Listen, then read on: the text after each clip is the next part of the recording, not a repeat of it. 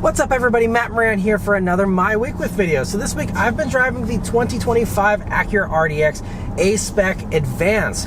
And so as far as the RDX, well, it has continued on here. It's been around for over 5 years now and gets a second little refresh here for 2025. So before I get into my impressions with it over the week here, let's first run down the little tweaks you get here for 2025. So up front, you'll see there's a new grille. So they got rid of the like flying through space kind of theme with the grille, which I actually preferred. Now we have a sportier mesh pattern, which also looks nice.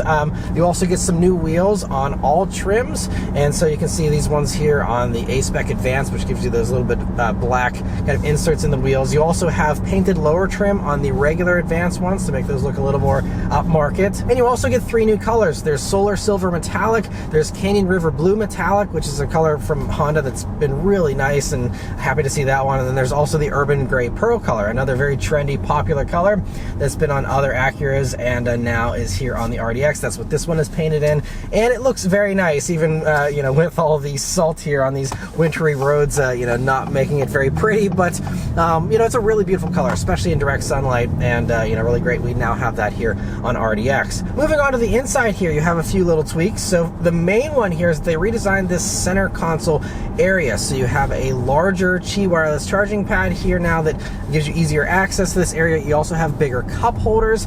They also enabled the screen to now do a widescreen CarPlay setup. Unfortunately though, it is still not a touchscreen. You still have to use the touchpad. I really wish this would have gotten the touchscreen that the MDX is getting for 2025, but no such luck. I'm guessing that means a complete redo for the RDX is closer than there is for the MDX, and maybe they just didn't want to go to the trouble of doing that here for this, if this is only going to last another year or two before a redo.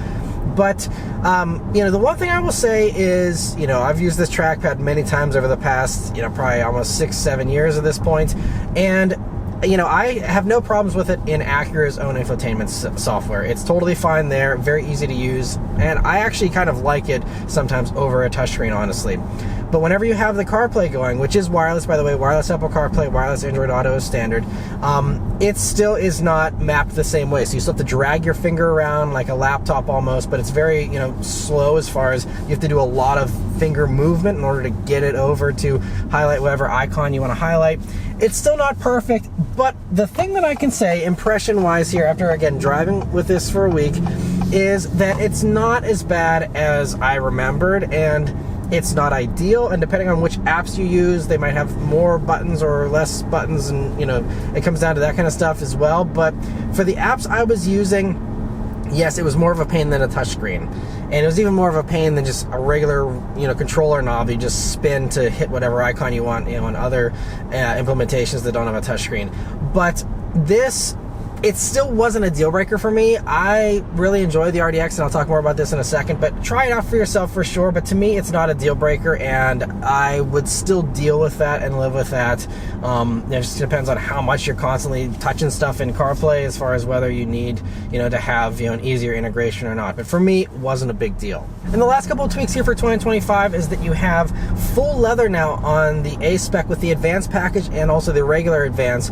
Those both give you full leather. Previously, you know, you had like a little Alcantara insert, and you still get that on the regular A-Spec, but now having A-Spec and Advance combined gives you the full leather here, which is actually kind of nice. I mean, the Alcantara is fine. You know, I'm not a crazy fan of Alcantara, so I'm actually happy to see this change. And not a big deal either way, because again, it was just kind of that middle part that was Alcantara. But, you know, still nice to have, you know, full leather here, I think, in these. I think it'll, you know, wear a little bit better. And, you know, another nice little tweak. You also now have a tiny bit more ambient lighting in here, the way they redesigned the center console. And you also now have backlit door speakers on this ELS Studio 3D stereo, which I still love this stereo. It is still so, so good, so clear and crisp. I love, you know, you have the ceiling mounted speakers and everything. It really punches above its class as far as stereo quality, and I absolutely still love it. And as someone who really enjoys good sound systems, having, you know, this, I think, puts it above the other competitors. And, you know, I know Acura is going to Bang & Olufsen for future stereos, which are very good as well, but I'm going to miss this ELS one whenever it goes away, because I think these ELS stereos were so, so good, and maybe even a little underrated in my opinion. But So those are all of the changes here for 2025. You know, some nice minor little things. Nothing, in my opinion, that massively moves the needle. You know, if you have a, you know, prior model year, I don't think you're going to feel like you're missing out really too much. But, you know, nice little changes here just to keep it a little bit fresher, you know, for these last, I'm assuming, year or two of its life before, you know, we have something totally new most likely come onto the scene. But as far as other impressions with the RDX, I still really love the RDX, and you know, I even just spent recent time in an Infiniti QX50, one of the main competitors in this lower premium kind of value segment. And this is a little more expensive than that Infiniti. These do now go for just over $56,000 as tested for this fully loaded A-Spec Advance with the, you know, premium color here. But you know, this 10-speed auto does a really good job, especially when you're in the sportier drive modes. And the engine is nice and strong, 280 horsepower here in this. And I don't know, it just, the transmission is programmed so well. The drive modes are really good. The all-wheel drive system is still, I think, probably best in segment, in my opinion, having a true torque vectoring all-wheel drive system. There are still some exotic cars even that do brake-based torque vectoring, and this does real, like, overdriving of the inside wheel and sending that extra torque to those wheels in order to give you that, you know, actual true torque vectoring sensation.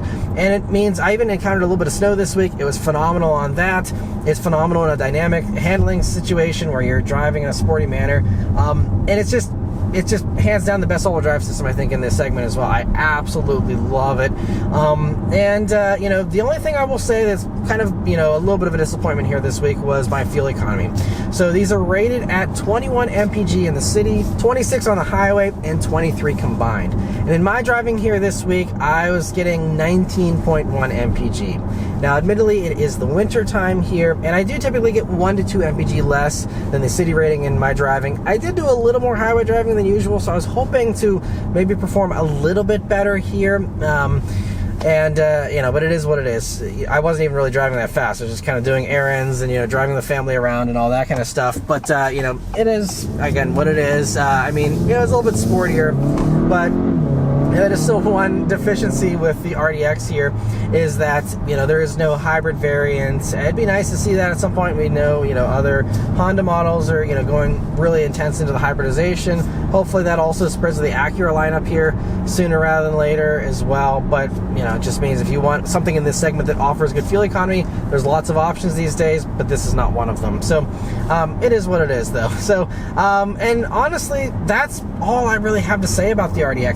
I think the fact that I don't have more gripes or more observations just shows how good this car is, in my opinion, because it just blends into the background when you need it to, and, you know, doesn't make itself known, but then it still is a dynamic partner. You know, if you are in a hurry, or, you know, if you're in a sporty mood, or you just want to get home safely in a bad, you know, winter situation or something, it does it all flawlessly, does it all really well. And the fact that, you know, yes, these are dated, but they're proven at this point. You know, there's no surprises here. There's no crazy new tech. I even also love the fact we still have these analog gauges that I always love the way these gauges look. They kind of were a throwback to the old, like, Integra gauges from the 90s. And, you know, it's not the most high-tech thing these days. It's not the freshest by any means, but it's just good, and it's just a really solid vehicle. I mean, I guess all these things could also be said for prior model years. I think this whole generation of RDX in general was fantastic. I think they're a fantastic used buy as well. But if you're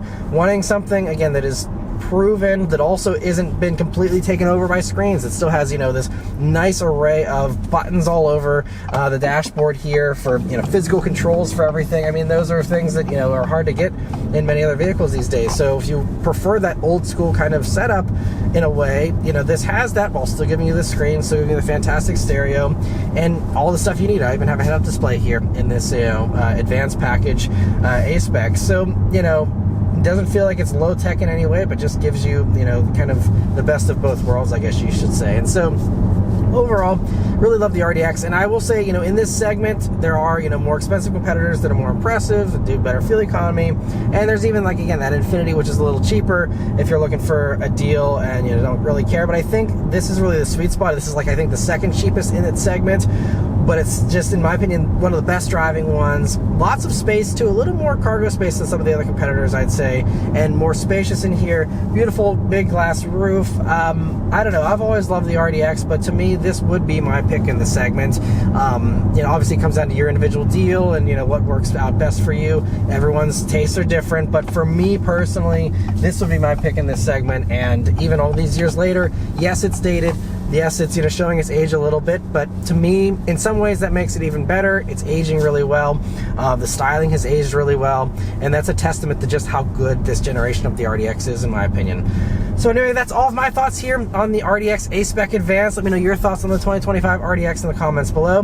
Huge thanks to Acura for providing me here with this vehicle to review for you guys today. Yeah, thank you all very much for watching, and I'll see you guys on the next one. Take care.